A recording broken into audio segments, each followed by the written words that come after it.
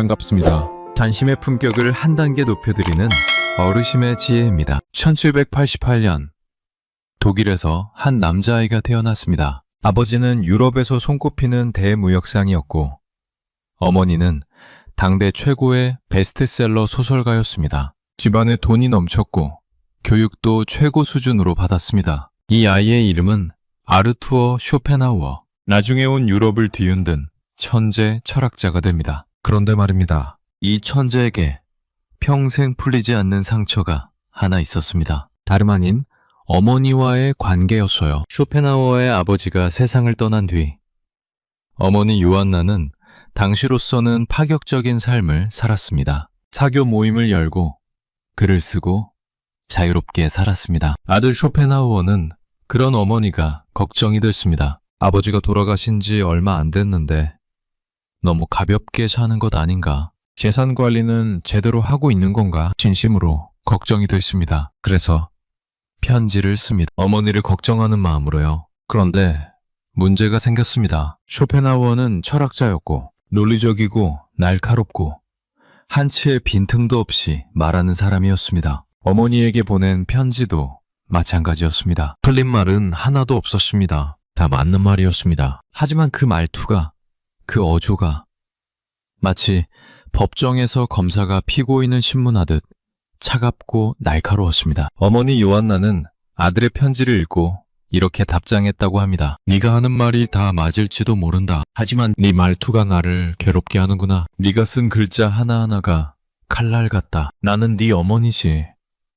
네가 심판할 죄인이 아니다. 쇼펜하우어가 나쁜 사람이었을까요? 아닙니다. 어머니를 미워해서 그런 편지를 쓴 것이 아닙니다. 진심으로 걱정이 돼서 사랑해서 한 말이었습니다. 어머니 요한나도 나쁜 사람이 아니었습니다. 아들의 걱정을 모르지 않았을 겁니다. 하지만 그 말투가 너무 아팠던 겁니다. 둘 다 서로를 사랑했지만 서로 연락은 자주 하지 않게 되었습니다. 여러분은 혹시 이런 경험 없으십니까? 자식 잘 되라고 한 소리인데 돌아오는 건 방문 닫는 소리뿐이었던죠. 배우자 건강 걱정해서 한마디 했을 뿐인데 왜 잔소리냐며 화를 내던 적. 친구한테 진심으로 충고했는데 그 뒤로 연락이 끊긴 적 말입니다. 나는 분명히 맞는 말을 했습니다. 상대를 위해서 한 말입니다.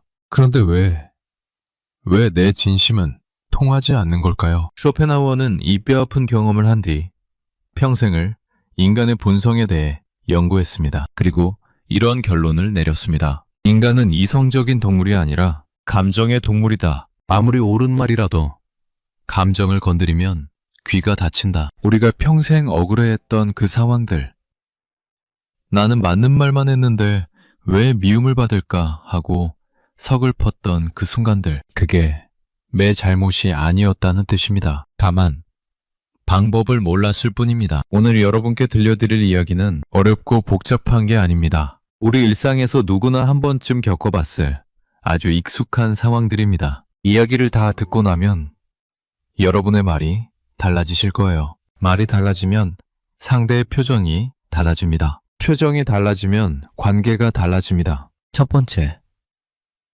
나는 틀린 말 안 했는데 그게 왜 제일 나쁜 말이 됩니까? 맞는 말이 칼이 되는 순간이 있습니다. 상대를 걱정해서 한 말인데 돌아오는 건 차가운 침묵뿐일 때 그 억울함을 아는 사람만이 이 이야기에 고개를 끄덕일 겁니다. 60대 후반 김영자 씨, 남편을 먼저 보내고 아들과 둘이 살고 있습니다. 아들은 40이 넘었는데 아직 결혼을 안 했습니다. 직장에서 일이 많은지 매일 밤 11시, 12시에 들어옵니다. 들어오면 라면 하나 끓여 먹고 바로 잠이 듭니다. 김영자 씨는 그 모습이 안쓰럽습니다. 라면만 먹으면 건강이 안 좋아질 텐데 운동도 안 하고 얼굴도 점점 해숙해지고 남편 없이 혼자 키운 아들입니다. 이 세상에서 아들이 전부인 사람입니다. 어느 날 아침 김영자 씨가 아들 방문을 두드렸습니다. 밥 차려놨다. 나와서 먹어라. 아들이 부스스한 얼굴로 나왔습니다.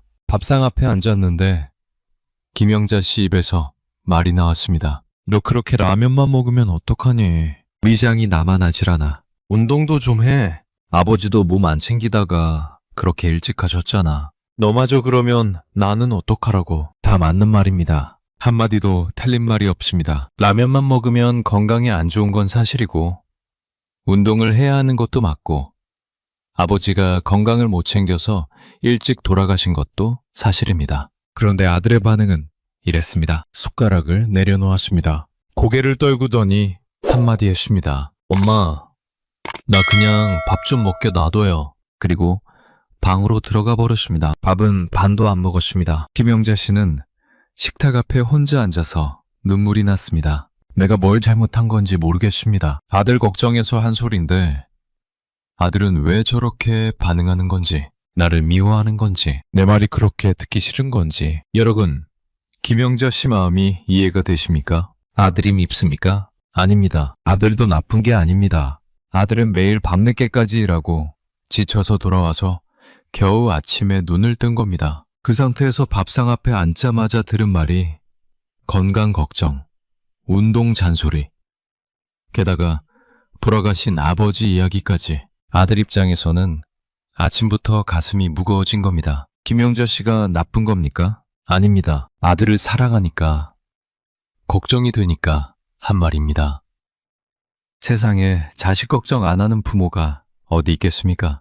그러면 도대체 뭐가 문제인 걸까요? 미국의 명문대학인 캘리포니아 대학교 심리학 연구팀에서 아주 유명한 연구 결과를 발표한 적이 있습니다. 사람과 사람이 대화할 때 말의 내용이 상대방에게 전달되는 비중이 얼마나 되는지 측정한 겁니다. 결과가 놀라웠습니다. 말의 내용, 그러니까 무슨 말을 했느냐가 차지하는 비중은 고작 7%였습니다. 7%.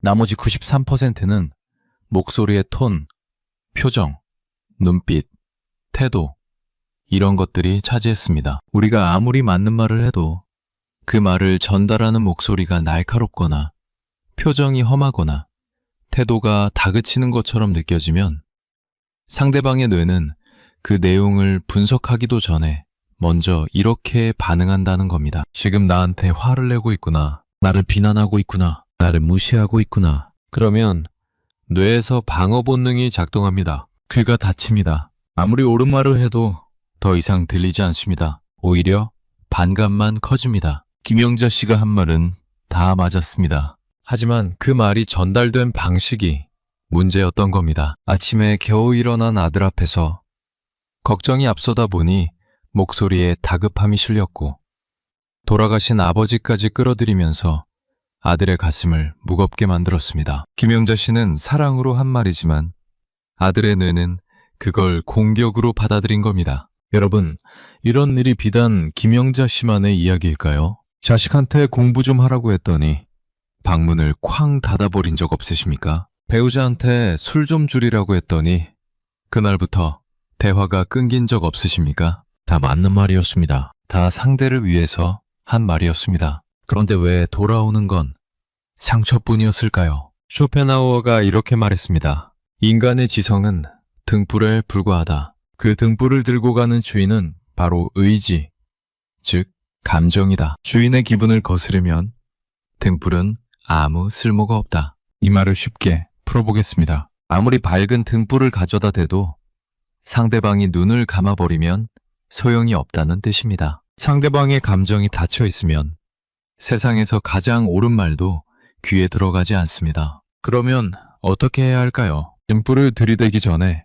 먼저 상대방이 눈을 뜰 수 있는 환경을 만들어줘야 합니다. 그게 바로 말투입니다. 김영자 씨가 그날 아침 만약 이렇게 말했다면 어땠을까요? 우리 아들 어젯밤에도 늦게 들어왔지. 고생이 많다. 밥 먹어.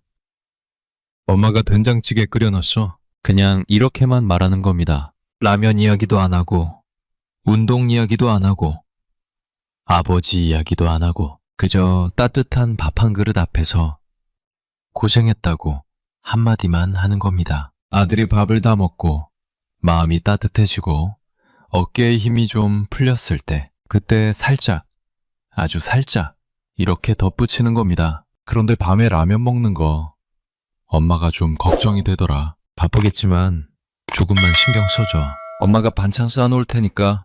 같은 내용입니다. 같은 걱정입니다. 같은 사랑입니다. 하지만 전달 방식이 달라지면 받아들이는 마음도 완전히 달라집니다. 맞는 말을 하는 게 중요한 게 아닙니다. 그 맞는 말이 상대방 가슴에 닿게 하는 게 중요한 겁니다. 여러분, 세상에서 제일 아픈 폭력이 뭔지 아십니까? 주먹으로 때리는 게 아닙니다. 반박할 수 없는 논리로 상대방을 구석에 몰아넣는 겁니다. 맞는 말로 사람을 때리면 뼈가 부러지는 게 아니라 정이 부러집니다. 멍은 일주일이면 낫지만 말로 생긴 상처는 10년이 가도 안 낫습니다. 당신의 그 말, 틀린 말이 아니었습니다. 당신 잘못이 아닙니다. 사랑해서, 걱정이 돼서, 안타까워서 한 말이었습니다. 다만 그 사랑이 칼날처럼 날카롭게 전달됐을 뿐입니다. 당신의 진심은 분명히 거기 있었습니다. 이제는 그 진심을 좀 더 부드러운 그릇에 담아서 건네보는 건 어떨까요? 매일 아침 자식에게 잔소리 대신 이 말 한마디만 해보십시오. 밥 먹어. 엄마가 차려놨다. 그 짧은 말 속에 100가지 논리보다 더 큰 사랑이 담겨 있습니다. 그리고 그 사랑은 반드시 전해집니다. 말이 아니라 밥 냄새를 통해서, 따뜻한 눈빛을 통해서, 차려진 밥상의 정성을 통해서. 당신의 사랑은 틀리지 않았습니다. 다만 옷을 갈아입히면 됩니다. 두 번째, 말 한마디 안 했는데 그 한숨이 칼보다 아팠습니다. 입을 다물고 있으면 괜찮을 줄 알았습니다. 아무 말도 안 했으니까 상처 줄 일도 없다고 생각했습니다. 하지만 말보다 더 깊이 찌르는 것이 있습니다. 소리 없는 비난, 한숨입니다. 70대 초반 이순옥 씨, 아들이 장가를 갔습니다. 며느리는 부지런하고 착한 아이입니다. 이순옥 씨도 그걸 압니다. 며느리가 마음에 들었습니다. 시집살이를 시킬 생각도 없었습니다. 자기가 젊었을 때 시어머니한테 받은 서러움을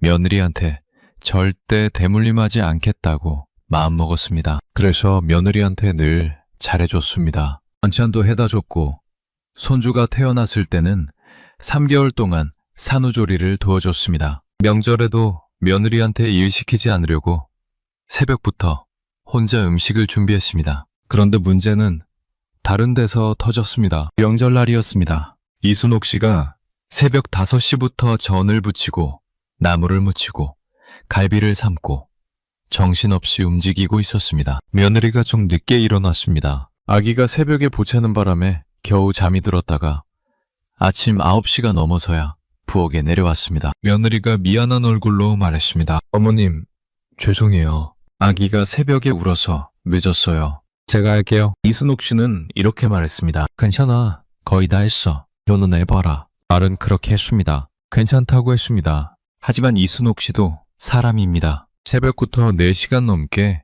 혼자 부엌에 서 있었습니다. 허리가 아프고 다리가 저리고, 솔직히 서운한 마음이 없다고 하면 거짓말입니다. 며느리가 일찍 와서 같이 해줬으면 좋았을 텐데 하는 마음이 한쪽 구석에 있었습니다. 그래서 자기도 모르게 한숨이 나왔습니다. 에휴, 등을 돌려서 전을 뒤집으면서 작게 혀를 찼습니다.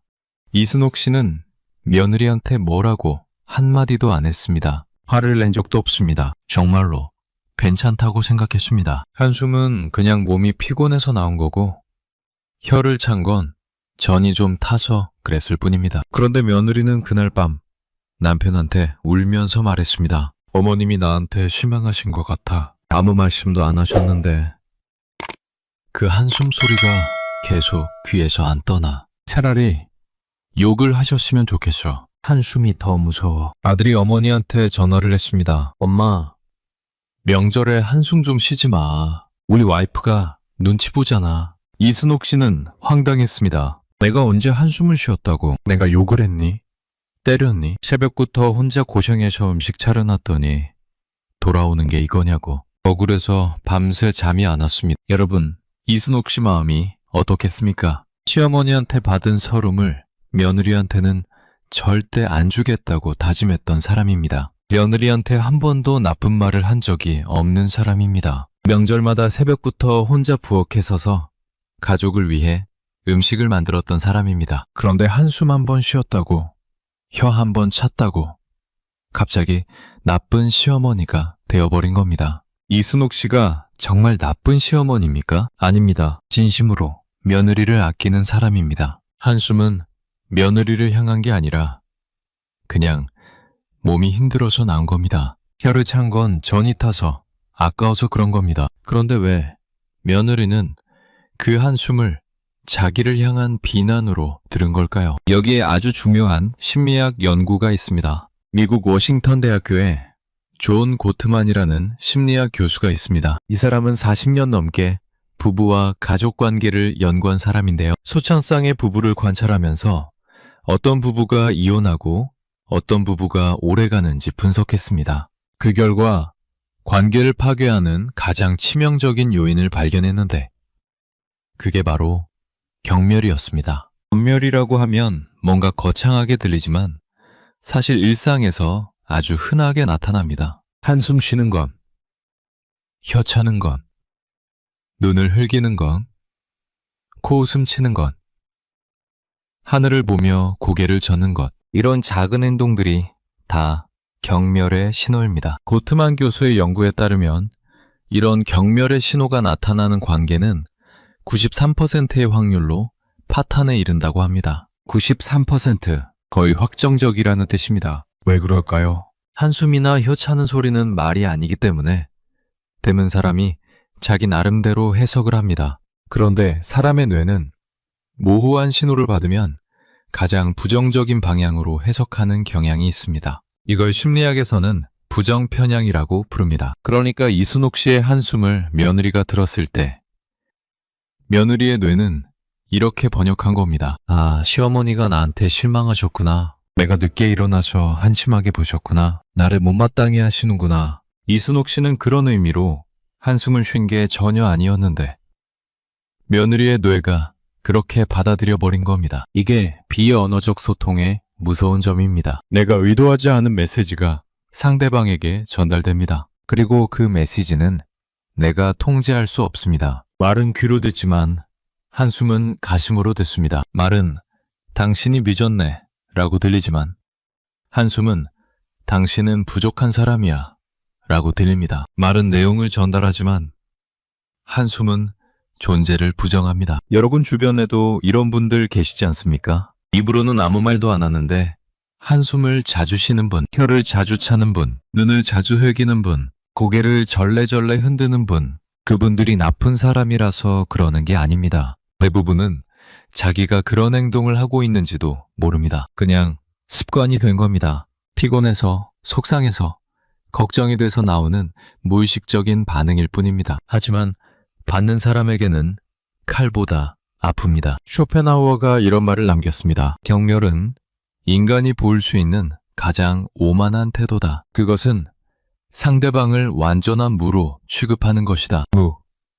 아무것도 아닌 것. 한숨 한 번에 사람을 아무것도 아닌 것으로 만들어버릴 수 있다는 뜻입니다. 여러분, 여기서 잠깐 스스로를 돌아봐야 할 것 같습니다. 혹시 나도 모르게 한숨을 자주 쉬고 있지는 않습니까? 자식이 무슨 말을 하면 에휴 하고 반응하고 있지는 않습니까? 배우자가 실수를 하면 혀를 차고 있지는 않습니까? 손주가 때를 쓰면 고개를 절레절레 흔들고 있지는 않습니까? 그 한숨이, 그 혀 차는 소리가, 그 고개 젓는 행동이 상대방에게 어떻게 들리는지 한 번만 생각해 보십시오. 나는 그냥 숨 좀 쉰 것뿐인데 상대방은 나한테 무시당했다고 느끼고 있을 수 있습니다. 이순옥 씨의 이야기로 돌아가 보겠습니다. 이순옥 씨가 그날 새벽부터 부엌에 서서 음식을 만들고 있었을 때, 며느리가 아침에 내려왔을 때, 만약 한숨 대신 이렇게 말했다면 어땠을까요? 아이고, 아기가 밤에 보챘구나. 너도 힘들었겠다. 걱정 마. 엄마가 다 해놨어. 너는 좀 더 쉬어. 같은 상황입니다. 이순옥 씨가 새벽부터 고생한 건 똑같습니다. 하지만 한숨 대신 말로 표현했을 뿐인데 며느리가 느끼는 감정은 완전히 달라집니다. 아, 시어머님이 내 사정을 이해해 주시는구나. 시어머님이 나를 걱정해 주시는구나. 그리고 며느리는 오히려 더 미안한 마음이 들어서 다음부터는 더 일찍 일어나려고 노력하게 됩니다. 한숨이 아니라 이해의 말 한마디가 상대방의 행동을 자연스럽게 바꾸는 겁니다. 그런데 여러분, 여기서 한 가지 더 중요한 게 있습니다. 이수목 씨가 서운한 마음을 가진 것 자체가 잘못일까요? 아닙니다. 절대 아닙니다. 새벽부터 혼자 고생했는데 서운한 건 당연합니다. 그 감정은 정당합니다. 문제는 그 서운한 감정을 한숨으로 표현한 것이지 서운함 자체가 잘못된 게 아닙니다. 서운하면 서운하다고 말로 하면 됩니다. 엄마가 새벽부터 좀 고생했는데 다음에는 같이 해주면 좋겠다. 할 수 있지. 이렇게 서운한 감정을 말로 표현하면 상대방은 이해합니다. 아, 시어머님이 서운하셨구나. 다음에는 일찍 일어나야겠다. 이렇게 반응합니다. 하지만 같은 서운함을 한숨으로 표현하면 상대방은 이해하는 게 아니라 위축됩니다. 내가 뭘 잘못한 거지? 시어머님이 나를 싫어하시나? 이렇게 불안해집니다. 말은 감정을 전달하지만 한숨은 감정을 왜곡합니다. 당신, 혹시 지금 누군가에게 한숨으로 말하고 있지는 않습니까? 입으로는 괜찮다고 하면서 온몸으로는 괜찮지 않다는 신호를 보내고 있지는 않습니까? 괜찮지 않으면 괜찮지 않다고 말해도 됩니다. 서운하면 서운하다고 말해도 됩니다. 힘들면 힘들다고 말해도 됩니다. 그게 한숨보다 100배, 1000배 더 건강한 소통입니다. 당신의 한숨 속에 들어있는 그 피곤함, 그 서운함, 그 억울함, 저는 다 압니다. 당신이 나쁜 사람이 아니라는 것도 압니다. 그 한숨은 나쁜 마음에서 나온 게 아니라 지친 몸과 마음에서 나온 거라는 것도 압니다. 하지만 당신의 진심이 한숨 속에 묻혀버리면 상대방은 그 진심을 영영 알지 못합니다. 오늘부터 한숨이 나오려고 하면 한 박자만 참아보십시오. 그리고 그 한숨 대신 짧은 말 한마디를 건네보십시오. 괜찮아. 그럴 수 있지. 이 6글자가 한숨 1000번보다 더 큰 위로가 됩니다. 그리고 그 말을 듣는 상대방은 당신의 넓은 품을 평생 기억할 겁니다. 세 번째, 옆집 남편은 안 그러는데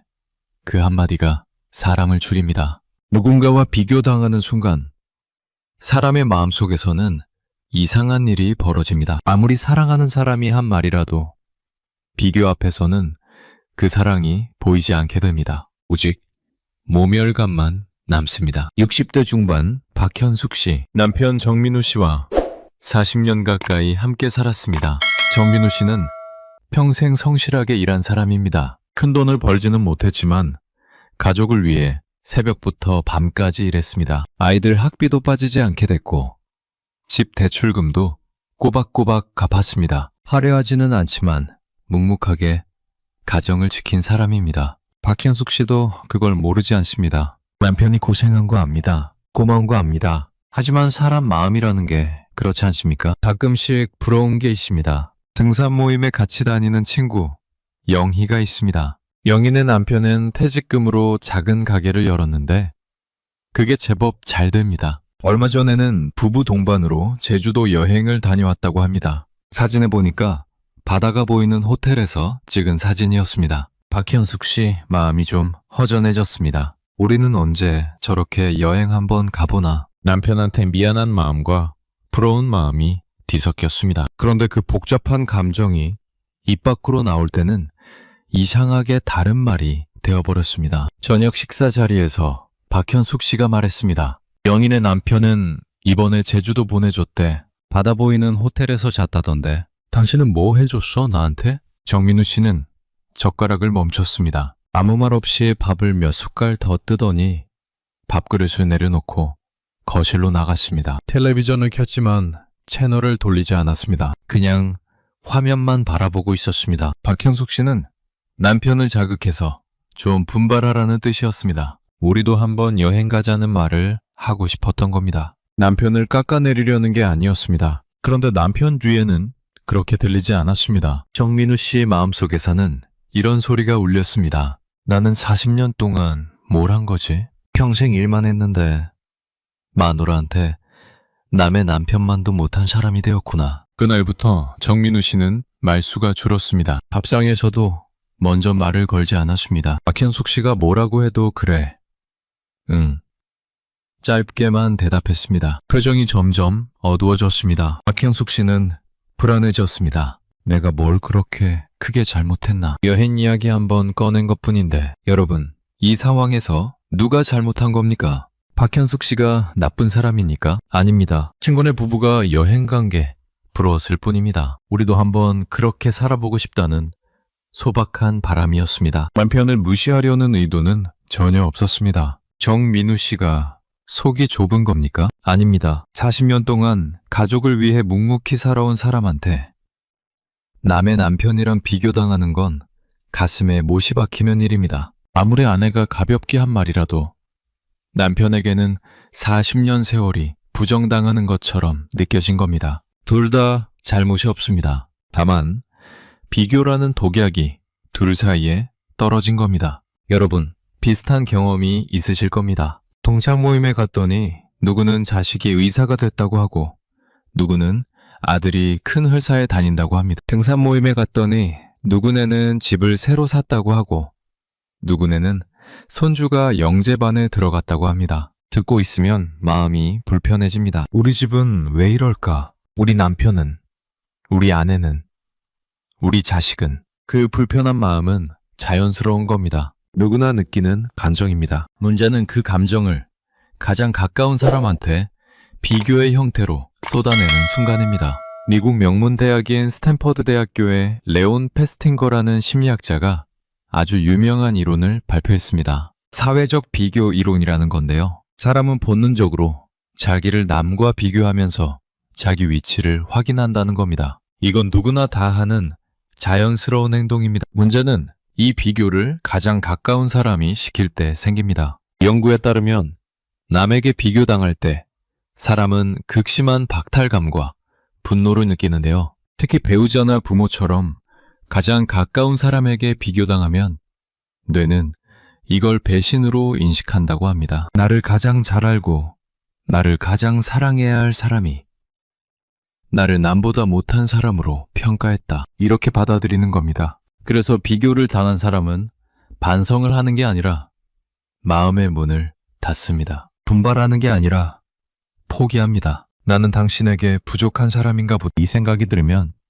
더 이상 노력할 의욕이 사라집니다. 쇼펜하우어가 이런 말을 남겼습니다. 남의 행복을 부러워하는 것은 어리석은 일이다. 자기 앞에 놓인 것의 가치를 모르는 것이야말로 진정한 불행이다. 남의 떡이 커 보이는 건 자연스러운 감정입니다. 하지만 그 감정을 내 옆에 있는 사람에게 칼날처럼 꺼내드는 순간 그 칼은 상대방만 베는 게 아니라 나도 뵙니다. 비교는 두 사람 사이에 놓인 독약입니다. 한쪽이 마시면 양쪽 다 쓰러집니다. 박현숙 씨가 그날 저녁에 비교 대신 이렇게 말했다면 어땠을까요? 영희네가 제주도 갔다 왔대. 우리도 언제 한번 같이 가면 좋겠다. 당신이랑 바다 보면서 회 한 접시 먹고 싶어. 같은 바람입니다. 같은 부러움입니다. 하지만 비교가 빠지고 함께라는 말이 들어갔을 뿐인데 남편이 느끼는 감정은 완전히 다릅니다. 아, 마누라가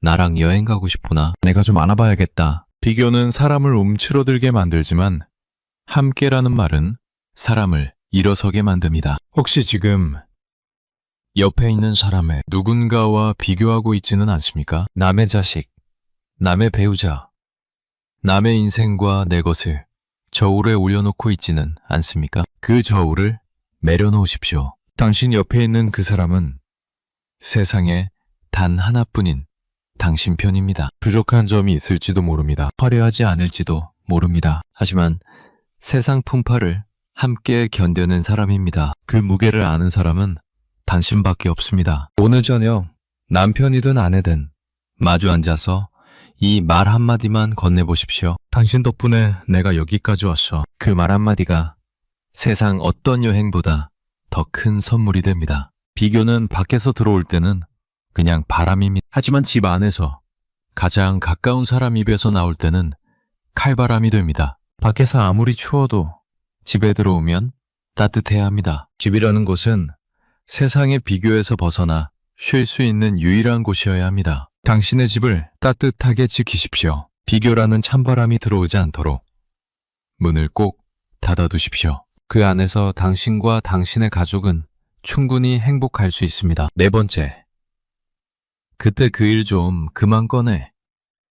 과거를 파면 현재가 무너집니다. 누구에게나 잊고 싶은 과거가 있습니다. 실수한 일, 후회되는 일, 생각만 해도 얼굴이 뜨거워지는 일. 그런데 가장 가까운 사람이 그 과거를 자꾸 들추면 사람은 반성하는 게 아니라 도망칩니다. 과거라는 감옥에서 빠져나올 수 없게 되는 겁니다. 70대 후반 최정자 씨와 남편 한상철 씨, 50년 넘게 함께 살았습니다. 반세기가 넘는 세월입니다. 그 긴 세월 동안 좋은 일도 많았고 힘든 일도 많았습니다. 한상철 씨가 50대 때 지인의 권유로 주식에 손을 댄 적이 있습니다. 노후 자금을 좀 불려보려는 마음이었습니다. 아내한테 걱정 끼치지 않으려고 혼자 알아보고 혼자 결정했습니다. 처음에는 좀 올랐습니다. 하지만 시장이 급락하면서 큰 손실을 봤습니다. 가족 여행비로 모아두었던 돈까지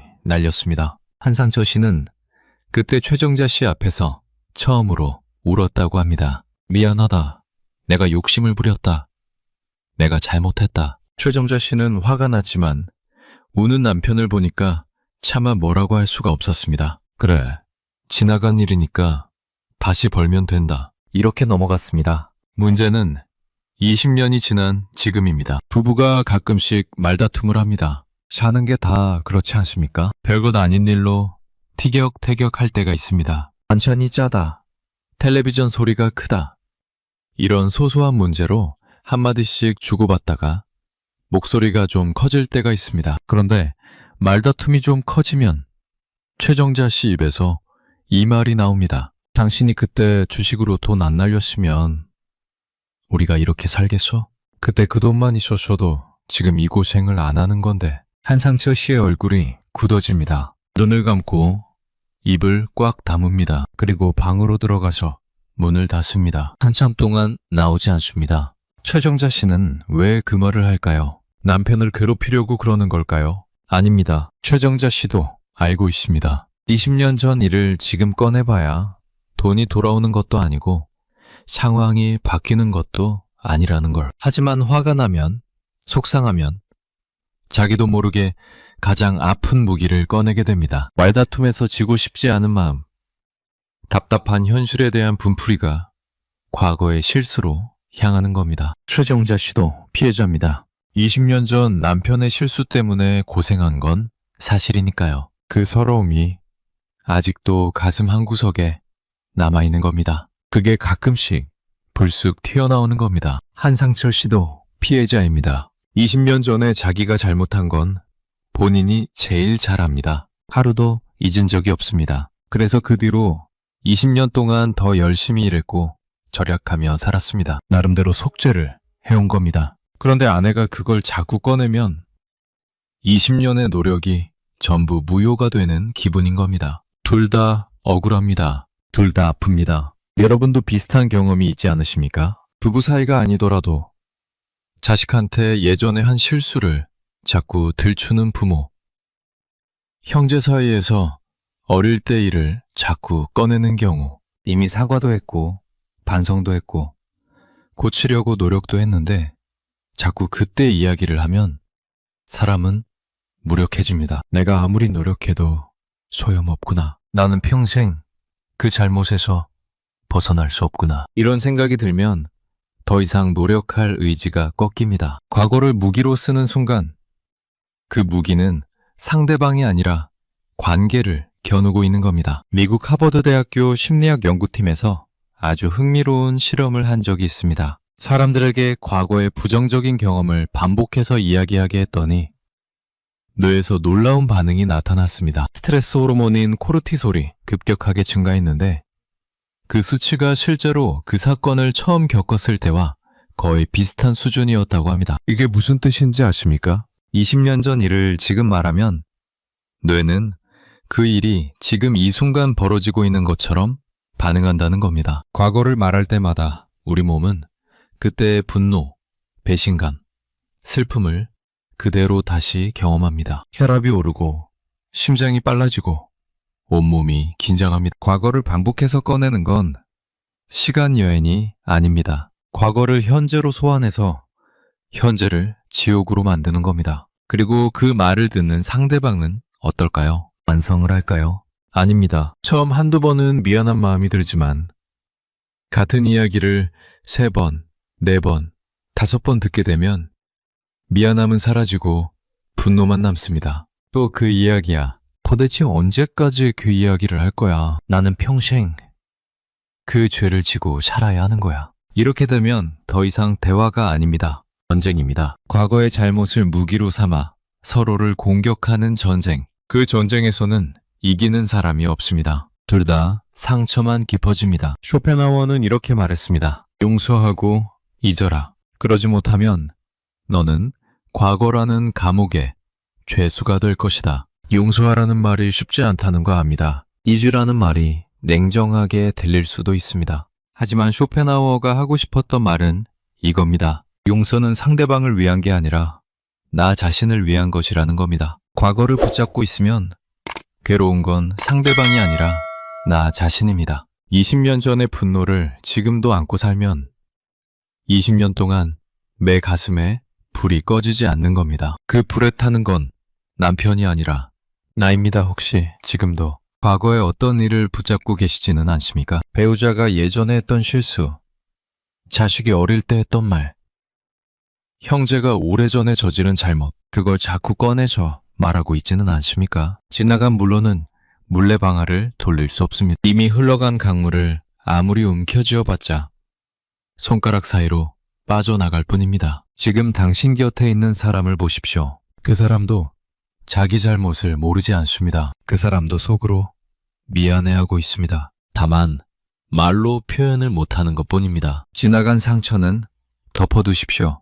덮어둬야 새살이 돋습니다. 자꾸 딱지를 뜯으면 피만 나고 흉터만 깊어집니다. 50년을 함께 걸어온 그 길에서 넘어진 적도 있고 잘못된 길로 빠진 적도 있었지만 그래도 지금 옆에 있는 사람은 바로 그 사람입니다. 그게 얼마나 대단한 일인지 모릅니다. 당신도 실수한 적이 있을 겁니다. 당신도 후회되는 일이 있을 겁니다. 누군가가 그 실수를 평생 들추면서 당신을 괴롭힌다면 얼마나 억울하겠습니까? 내가 당하면 싫은 일을 내가 상대방한테 하고 있는 건 아닌지 한 번만 돌아봐 주십시오. 과거는 교훈으로 남기고 사람은 용서해 주십시오. 그래야 우리 모두 앞으로 갈 수 있습니다. 이야기가 벌써 4번째까지 왔습니다. 여러분 여기서 잠깐 쉬어가면서 한 가지만 말씀드리겠습니다. 지금까지 들으신 이야기도 충분히 마음에 와닿으셨을 거라고 생각합니다. 하지만 지금부터 나올 이야기들은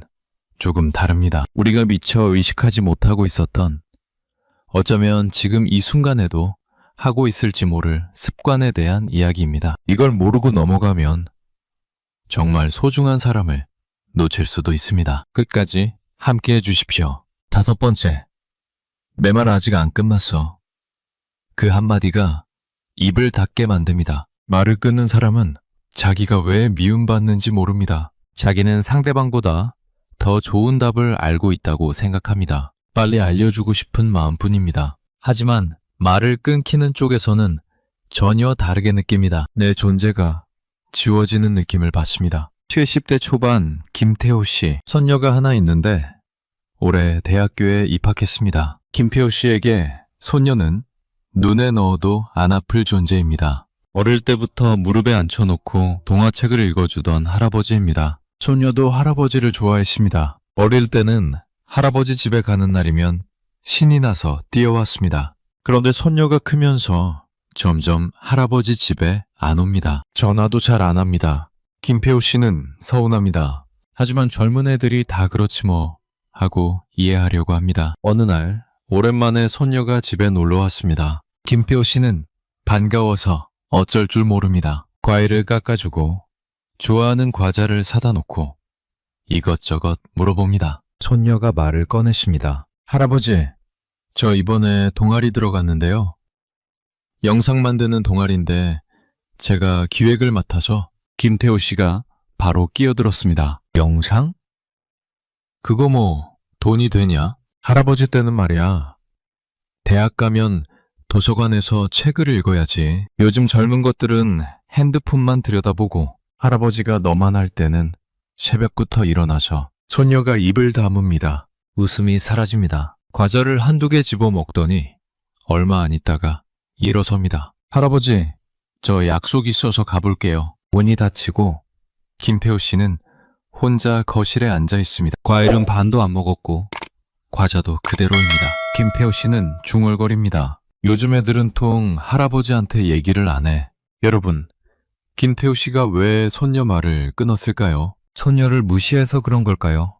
아닙니다. 오히려 반대입니다. 소녀가 너무 반가웠고 할 말이 너무 많았고 자기 경험을 빨리 알려주고 싶었던 겁니다. 소녀한테 도움이 될 거라고 생각한 겁니다. 사랑이 넘쳐서 그 사랑이 급한 나머지 상대방의 말을 밀어낸 겁니다. 하지만 손녀 입장에서는 어떨까요? 오랜만에 할아버지한테 자기 이야기를 하려고 했는데 채 세 마디도 못 끝내고 잘렸습니다. 그리고 돌아오는 건 할아버지의 옛날 이야기와 훈계입니다. 소녀는 이렇게 느낍니다. 할아버지는 내 이야기에 관심이 없구나. 내 말보다 자기 말이 더 중요한 거구나. 그래서 다음부터는 할아버지한테 자기 이야기를 안 합니다. 전화도 안 합니다. 할아버지와 할 이야기가 없으니까요. 김태우 씨만의 이야기가 아닙니다. 여러분 주변에도 이런 분 계시지 않습니까? 자식이 뭔가 말하려고 하면 아, 그건 이렇게 하는 거야 하고 바로 끼어드는 분. 며느리가 의견을 말하려고 하면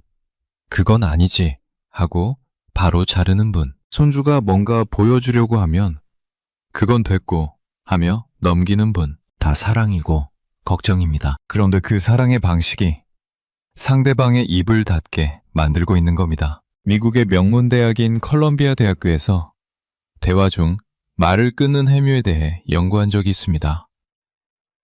연구 결과에 따르면 대화 도중 말을 끊는 행위는 상대방에게 네 생각은 중요하지 않다는 강력한 무시 신호를 보낸다고 합니다. 이건 단순한 신뢰가 아니라 상대방의 자존감을 짓밟는 행위로 인식됩니다. 특히 나이 차이가 많은 관계에서 어른이 아이의 말을 끊으면 아이는 자기 존재 자체가 가볍게 여겨진다고 느낍니다. 그리고 한 가지 더 무서운 결과가 있습니다. 말을 자주 끊기는 사람은 점점 말수가 줄어든다고 합니다. 처음에는 하고 싶은 말을 참습니다. 그 다음에는 아예 말을 꺼내지 않습니다. 마지막에는 그 사람 앞에서 입을 닫아버립니다. 요즘 애들이 말을 안 하는 게 아닙니다. 말을 해봤자 끊기니까 안 하는 겁니다. 쇼펜하우어는 이런 말을 했습니다. 귀는 두 개이고 입은 하나다. 이것은 두 배로 듣고 절반만 말하라는 뜻이다. 말을 자르는 것은 가위질과 같습니다. 상대방의 생각을, 감정을, 그리고 우리 사이의 연결고리를 싹둑 잘라버리는 겁니다. 급한 마음에 혹은 내가 더 잘한다는 마음에 말을 자르지 마십시오. 김태호 씨가 그날 만약 이렇게 했다면 어땠을까요? 소녀가 영상 동아리 이야기를 했을 때 그냥 들어주는 겁니다. 그래? 영상 동아리? 기획을 맡았어? 대단하네. 어떤 영상 만드는 건데? 이렇게 물어봐 주기만 하면 됩니다. 소녀는 신이 나서 이야기를 쏟아냈을 겁니다. 할아버지가 내 이야기에 관심이 있구나. 할아버지한테 말하면 들어주시는구나. 그러면 다음에 또 옵니다. 또 이야기합니다. 할아버지가 듣고 싶어 하는 걸 아니까요. 당신, 혹시 지금 누군가의 말을 자르고 있지는 않습니까? 자식이 뭔가 말하려는데 내가 먼저 끼어들고 있지는 않습니까? 손주가 이야기하는데 중간에 훈계를 시작하고 있지는 않습니까? 하고 싶은 말씀이 목구멍까지 차올라도 꾹 눌러보십시오. 상대방의 말이 끝날 때까지 기다려주는 그 몇 초의 여유. 그것이 상대방을 존중하는 가장 큰 사랑 표현입니다. 당신의 경험은 소중합니다. 당신의 지혜도 귀합니다. 하지만 그 지혜를 전하는 가장 좋은 방법은 먼저 말하는 게 아니라 먼저 듣는 것입니다. 들어주는 귀가 말하는 입보다 100배 더 강합니다. 그리고 한 가지만 더 기억해 주십시오. 상대방이 내 앞에서 이야기를 한다는 것 자체가 나를 믿고 있다는 뜻입니다. 자식이 내 앞에서 자기 이야기를 꺼낸다는 건 아직 나를 의지하고 있다는 증거입니다. 손주가 할아버지한테 자기 이야기를 한다는 건 할아버지를 좋아한다는 신호입니다. 그 신호를 놓치지 마십시오. 말을 자르는 순간 그 신호가 끊어집니다. 한번 끊어진 신호는 다시 이어붙이기가 정말 어렵습니다. 오늘부터 이렇게 연습해 보십시오. 상대방이 말을 시작하면 입을 다물고 고개를 끄덕이면서 눈을 맞추는 겁니다. 그리고 상대방의 말이 완전히 끝난 뒤에 천천히 내 이야기를 시작하는 겁니다. 그 몇 초의 기다림이 당신과 상대방 사이의 다리를 놓아줄 겁니다. 6번째, 쓴 약을 달게 먹이는 기술.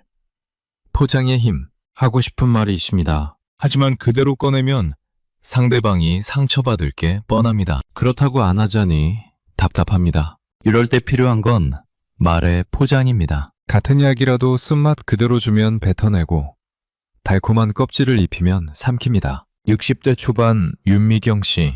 딸이 30인데 옷을 너무 얇게 입고 다닙니다. 한겨울에도 짧은 치마에 얇은 외투 하나 걸치고 나갑니다. 윤미경 씨는 걱정이 됩니다. 딸이 감기에 걸릴까봐, 관절이 안 좋아질까봐 노심초사입니다. 윤미경 씨 자신이 젊었을 때 추위를 무시하고 살았더니 지금 무릎이 시큰시큰합니다. 겨울만 되면 관절이 아파서 계단을 오르내리기가 힘듭니다. 딸한테 그 고생을 물려주고 싶지 않습니다. 자기가 겪어본 사람이니까, 그 아픔을 아니까 딸한테 미리 알려주고 싶은 겁니다. 어느 날 딸이 외출 준비를 하는데 또 얇은 옷을 입었습니다. 윤미경 씨 입에서 말이 나왔습니다. 너 그렇게 입고 다니면 안 돼. 지금은 괜찮아도 나중에 무릎 나가. 엄마 봐라. 젊을 때 안 챙겨서 지금 관절이 이 모양이잖아.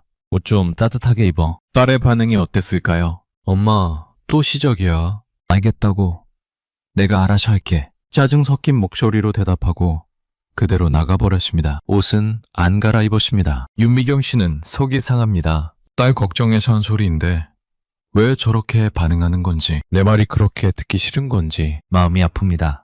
여러분, 윤미경 씨가 잘못한 겁니까? 아닙니다. 딸 건강이 걱정되는 건 당연합니다. 어머니로서 당연한 마음입니다. 하지만 그 걱정이 전달된 방식이 딸한테는 부담으로 느껴진 겁니다. 미국의 시카고 대학교에서 흥미로운 연구를 했습니다. 사람에게 부정적인 피드백을 전달할 때 그 앞뒤로 긍정적인 피드백을 넣으면 어떻게 되는지 실험한 겁니다. 결과가 놀라웠습니다. 긍정적인 말 사이에 부정적인 말을 끼워 넣었을 때 상대방의 수용도가 80% 이상 높아졌다고 합니다. 뇌가 칭찬을 먼저 들으면 안전하다고 느끼기 때문입니다. 마음의 문이 열린 상태에서 조언을 들으면 그게 쓴소리라도 받아들일 준비가 됩니다. 이걸 쉽게 말하면 빵 두 조각 사이에 속재료를 넣는 것과 같습니다. 위아래에 칭찬이라는 빵을 두고 가운데에 하고 싶은 말을 넣는 겁니다. 윤미경 씨가 만약 이렇게 말했다면 어땠을까요? 우리 딸, 오늘 화장이 참 예쁘다. 나가 준비하는 모습이 엄마 젊었을 때 같네. 근데 날이 많이 추우니까 스카프 하나만 하면 더 멋있겠다. 역시 우리 딸은 뭘 해도 예뻐. 같은 내용입니다. 옷 따뜻하게 입으라는 뜻입니다. 하지만 전달 방식이 완전히 다릅니다. 칭찬으로 시작하면 딸은 마음이 열립니다. 엄마가 나를 예쁘다고 했으니까 기분이 좋습니다. 그 상태에서 스카프 하나 하라는 말을 들으면 잔소리가 아니라 센스 있는 조언으로 느껴집니다. 그리고 마지막에 다시 칭찬으로 마무리하면 딸은 웃으면서 스카프를 두릅니다. 쇼펜하우어가 이런 말을 남겼습니다. 예의는 거칠애가 아니다. 서로의 거친 본성을 부드럽게 감싸주는 완충제다. 하고 싶은 말이 있을 때 그 말을 그냥 던지지 마십시오. 포장을 해서 건네십시오. 투박한 신문지에 싼 선물보다 예쁜 리본을 묶은 선물이 더 기분 좋은 법입니다. 당신의 조언은 소중합니다. 당신의 경험에서 우러나온 지혜는 정말로 귀합니다. 하지만 그 귀한 지혜가 상대방한테 가닿으려면 예쁜 말로 포장해 주셔야 합니다. 비난으로 시작하면 귀가 다치지만 칭찬으로 시작하면 마음이 열립니다. 같은 말이라도 순서만 바꾸면 잔소리가 사랑이 됩니다. 오늘 당장 해보십시오. 자식한테, 배우자한테, 며느리한테, 사위한테 하고 싶은 말이 있으면 먼저 칭찬 한마디 하고 그 다음에 하고 싶은 말 하고 마지막에 다시 칭찬으로 마무리해 보십시오. 그 세 마디가 관계의 온도를 확 바꿔놓을 겁니다. 이건 자식한테만 쓰는 게 아닙니다. 배우자한테도, 며느리한테도, 사위한테도, 친구한테도 다 통합니다. 며느리가 김치를 좀 짜게 담갔다고 합시다. 김치가 좀 짜 라고 바로 말하면 며느리는 속상합니다. 하지만 이렇게 말하면 어떨까요? 김장하느라 고생했다. 올해 김치 색깔이 참 좋네. 근데 엄마 입맛에는 살짝 짠 것 같기도 한데. 다음에는 소금 조금만 덜 넣으면 딱 좋겠다. 고마워. 덕분에 올겨울 든든하다. 고생했다로 시작하고 감사로 마무리했습니다. 가운데 하고 싶은 말을 넣었을 뿐인데 며느리가 느끼는 감정은 완전히 다릅니다. 비난으로 시작하면 귀가 다치지만 칭찬으로 시작하면 마음이 열립니다. 같은 말이라도 순서만 바꾸면 잔소리가 사랑이 됩니다. 7번째, 목소리를 낮추면 세상이 귀 기울입니다. 화가 나면 소리가 커집니다. 그건 자연스러운 반응입니다. 하지만 목소리가 커지는 순간 상대방의 귀는 닫힙니다. 반대로 목소리를 낮추면 이상한 일이 벌어집니다. 상대방이 오히려 더 집중합니다. 조용한 목소리에는 고함보다 더 큰 힘이 들어 있습니다. 60대 후반 정수님 씨, 남편 이재혁 씨와 저녁을 먹다가 이야기가 나왔습니다. 아들 부부가 손주 교육 문제로 갈등을 겪고 있다는 이야기를 들은 겁니다. 정수님 씨는 속이 타들어갑니다. 손주가 걱정되기도 하고 아들 부부가 잘 해결할 수 있을지 불안하기도 합니다. 이재학 씨한테 자기 생각을 말했습니다. 나는 아들한테 전화해서 이렇게 저렇게 하라고 말해야 한다고 생각해. 이재학 씨가 고개를 저었습니다. 아이들 일에 끼어들면 안 돼. 알아서 할 거야. 정수님 씨는 답답했습니다. 목소리가 좀 높아졌습니다. 당신은 맨날 그러잖아. 알아서 하겠지. 알아서 하겠지. 그러다가 일 터지면 어떡하려고. 이지학 씨도 목소리가 높아졌습니다. 내가 언제 맨날 그랬어. 당신이 참견을 너무 하니까 문제지. 순식간에 저녁 식탁이 전쟁터가 됐습니다. 손주 교육 문제로 시작된 대화가 부부싸움으로 변해버렸습니다. 결국 둘 다 밥도 제대로 못 먹고 각자 방으로 들어갔습니다. 여러분, 이런 상황 겪어보셨죠? 처음에는 별것 아닌 이야기였는데 목소리가 높아지면서 감정이 격해지고 어느 순간 원래 이야기는 사라지고 싸움만 남는 상황. 정수님 씨가 나쁜 겁니까? 아닙니다. 손주가 걱정되는 거고 아들 부부를 돕고 싶은 마음입니다. 이재학 씨가 나쁜 겁니까? 아닙니다. 자식들의 자율성을 존중하자는 건 그 나름대로 맞는 생각입니다. 둘 다 손주를 사랑하고 아들 부부를 걱정하는 마음은 같습니다. 다만 의견이 다를 뿐입니다. 그런데 목소리가 높아지는 바람에 의견 차이가 감정 전쟁으로 번진 겁니다. 미국 펜실베이니아 대학교의 협상연구소에서 아주 흥미로운 실험 결과를 발표했습니다. 같은 내용의 말을 높은 목소리와 낮은 목소리로 각각 전달했을 때 듣는 사람의 반응이 어떻게 달라지는지 측정한 겁니다. 결과가 명확했습니다. 낮고 천천히 말할 때 듣는 사람의 뇌파가 안정되고 신뢰감이 높아졌습니다. 반면 높고 빠르게 말할 때 듣는 사람의 뇌는 흥분 상태에 들어가서 방어 본능이 작동했습니다. 쉽게 말하면 이렇습니다. 소리를 지르면 상대방의 뇌는 지금 공격당하고 있다고 판단합니다. 그러면 내 말의 내용은 더 이상 분석하지 않습니다. 오직 방어하고 반격하는 데만 집중합니다. 그래서 소리를 지르면 지를수록 상대방은 내 말을 안 듣는 겁니다. 반대로 목소리를 낮추면 상대방의 뇌는 이 사람이 침착하구나, 위험하지 않구나 이렇게 판단합니다. 그러면 마음이 열리고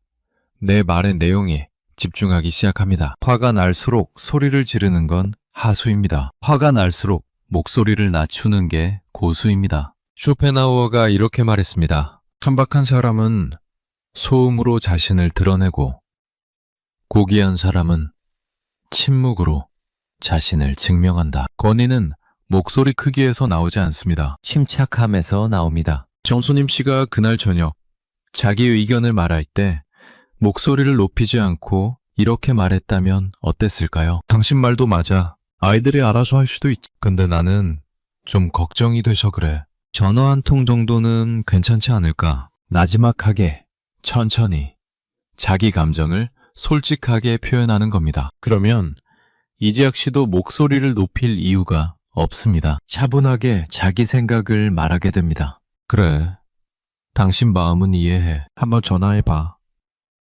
근데 너무 이래라 저래라 하지는 말고. 이렇게 대화가 됩니다. 싸움이 아니라 대화가.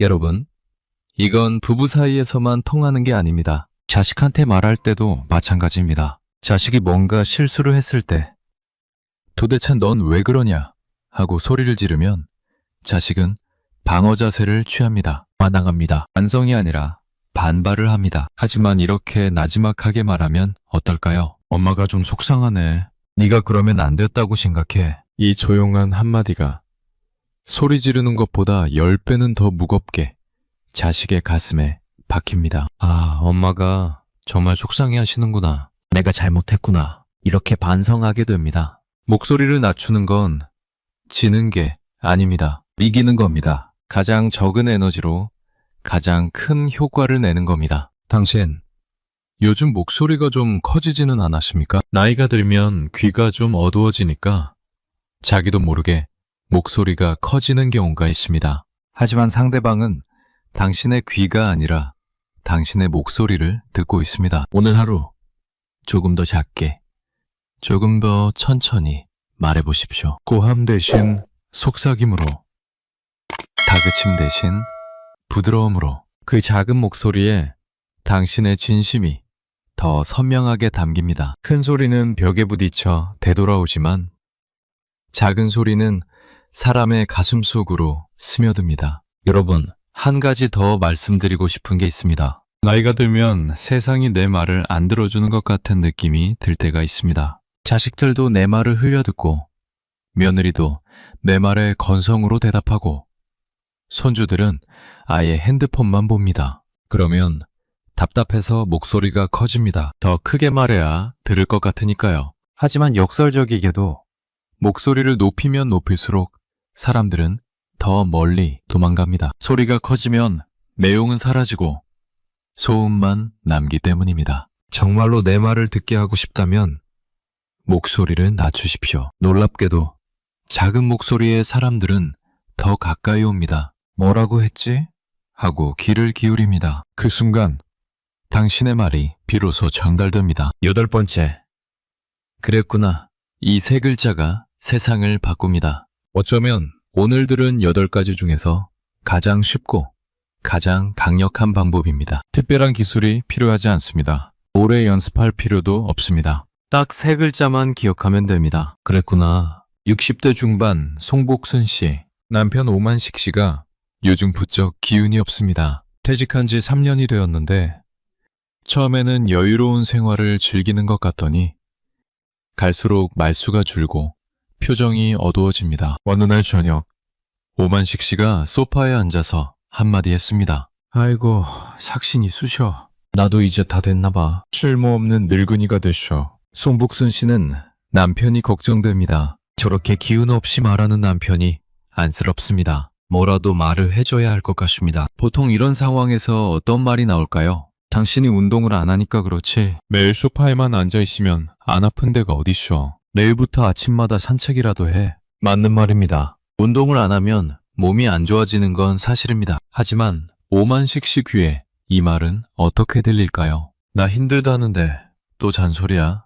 위로 한마디 없이 바로 야단이구나. 오만식 씨는 아무 말 없이 방으로 들어갈 겁니다. 다음부터는 아내 앞에서 힘들다는 말을 안 할 겁니다. 혼자 삼킬 겁니다. 그런데 송국순 씨가 이렇게 말했다면 어땠을까요? 아이고, 그동안 우리 먹여 살리느라 얼마나 고생했어, 당신이. 그러니까 몸이 그렇지. 고생 많았어. 여기까지가 첫 번째입니다. 공감. 그랬구나. 고생했구나. 힘들었겠구나. 상대방의 감정을 먼저 알아주는 겁니다. 그리고 잠깐 쉬었다가 이렇게 덧붙이는 겁니다. 근데 당신 아직 청춘이야. 내가 보약 하나 해줄 테니까 매일부터 나랑 아침에 같이 동네 한 바퀴만 돌자. 같이 걸으면 기분도 좋아질 거야.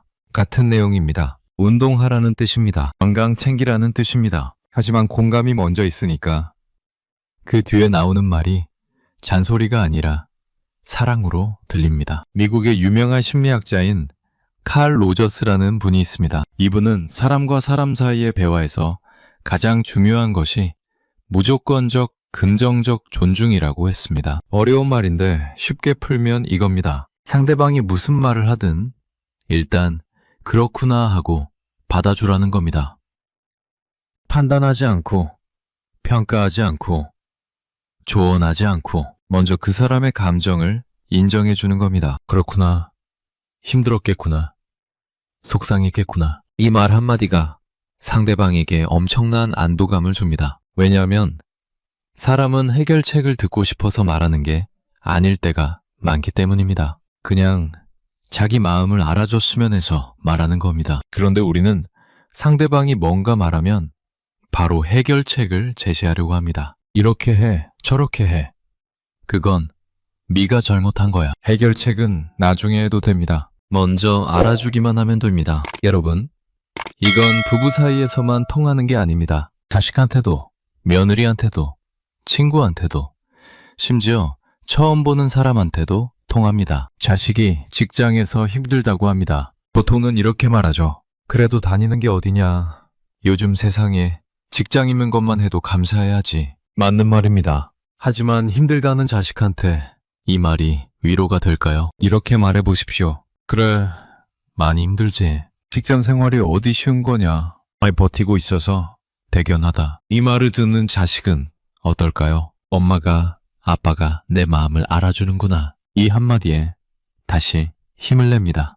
그리고 놀랍게도 내가 조언하지 않아도 스스로 해결책을 찾습니다. 마음이 편해지면 머리도 맑아지니까요. 며느리가 아이 키우기 힘들다고 합니다. 나도 너만 할 때 혼자 셋을 키웠다 라고 말하면 며느리는 입을 다뭅니다. 내 고충을 이야기했는데 돌아오는 건 시어머니의 무용담이니까요. 이렇게 말해보십시오. 아이고, 애가 많이 보채지. 힘들었겠다. 내가 주말에 가서 좀 봐줄까? 며느리의 마음이 녹습니다. 시어머님이 내 편이구나. 이 한마디가 며느리를 세상에서 가장 든든하게 만들어줍니다. 쇼펜하우어가 이런 말을 남겼습니다. 남의 의견을 반박하지 말라. 그가 믿는 것이 터무니없는 것이라도 그에게는 그것이 세상의 전부다. 상대방한테 지금 중요한 건 내가 맞고 네가 틀렸다는 논리가 아닙니다. 내 마음을 알아주느냐 모르느냐입니다. 그랬구나. 이 세 글자가 관계를 바꿉니다. 자식이 힘들다고 하면 해결책 대신 이렇게 말해 보십시오. 그랬어. 힘들었겠다. 배우자가 속상하다고 하면 잔소리 대신 이렇게 말해 보십시오. 그래, 속상했지. 친구가 고민을 말하면 조언 대신 이렇게 말해 보십시오. 그랬구나.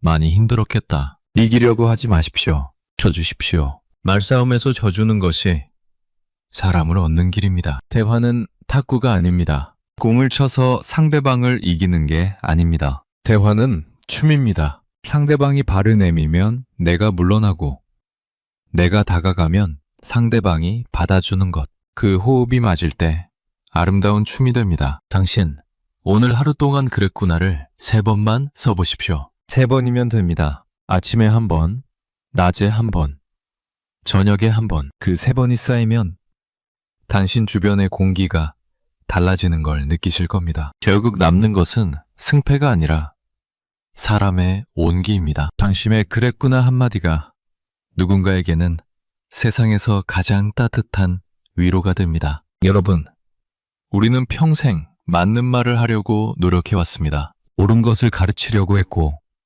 바른 길을 알려주려고 했습니다. 그건 잘못이 아닙니다. 하지만 오늘 이 이야기를 통해 한 가지만 더 알게 되셨으면 합니다. 맞는 말을 하기 전에 먼저 상대방의 마음을 열어야 합니다. 문이 닫힌 방에 아무리 좋은 선물을 들고 가봤자 문 앞에 놓고 올 수밖에 없습니다. 먼저 문을 두드리고 상대방이 문을 열면 그때 선물을 건네는 겁니다. 그랬구나는 그 문을 여는 열쇠입니다. 여러분, 오늘 긴 이야기를 함께 들어주셨습니다. 쇼펜하우어라는 천재 철학자. 이 사람은 세상의 본질을 꿰뚫어봤고 인간의 마음을 날카롭게 분석했습니다. 하지만 정작 자기 어머니의 마음은 끝내 얻지 못했습니다. 세상에서 가장 똑똑한 사람이 가장 가까운 사람의 마음을 읽지 못한 겁니다. 논리에서 이기고 관계에서 졌습니다. 우리는 쇼펜하우어의 실수에서 배워야 합니다. 맞는 말보다 통하는 말이 더 중요하다는 것을, 내용보다 말투가 더 오래 기억된다는 것을, 오늘 나온 8가지를 한번 떠올려 보겠습니다. 맞는 말이 칼이 될 수 있다는 것, 한숨이 말보다 더 아프다는 것, 비교가 사람을 죽인다는 것, 과거를 파면 현재가 무너진다는 것, 말을 자르면 관계가 끊어진다는 것, 칭찬으로 감싸면 쓴소리도 약이 된다는 것, 목소리를 낮추면 오히려 더 잘 들린다는 것, 그랬구나 3글자가 마음의 문을 연다는 것. 다 기억하지 못하셔도 괜찮습니다. 딱 하나만 기억해 주십시오. 내용은 머리에 남지만 말투는 가심에 남는다. 말투는 참 묘합니다. 형체도 없고 무게도 없는데 사람을 죽이기도 하고 살리기도 합니다. 수십 년 같이 산 부부를 남남으로 만들기도 하고 원수 같던 사이를 눈물로 화해시키기도 합니다. 여러분이 40년, 50년 함께 걸어온 그 사람, 낳아서 길러온 그 자식들, 피를 나눈 형제들, 오랜 세월 함께한 친구들, 그 사람들이 기억하는 건 여러분이 무슨 말을 했느냐가 아닙니다. 여러분이 어떤 말투로 말했느냐입니다. 차가운 논리 대신 따뜻한 온기로 말하십시오. 맞는 말 대신 통하는 말을 하십시오. 이기는 대화 대신 안아주는 대화를 하십시오. 당신의 따뜻한 말투 하나가 자녀들에게는 평생 잊지 못할 사랑의 유산이 될 것입니다. 당신의 부드러운 한마디가 배우자에게는 이 세상에서 가장 큰 선물이 될 것입니다.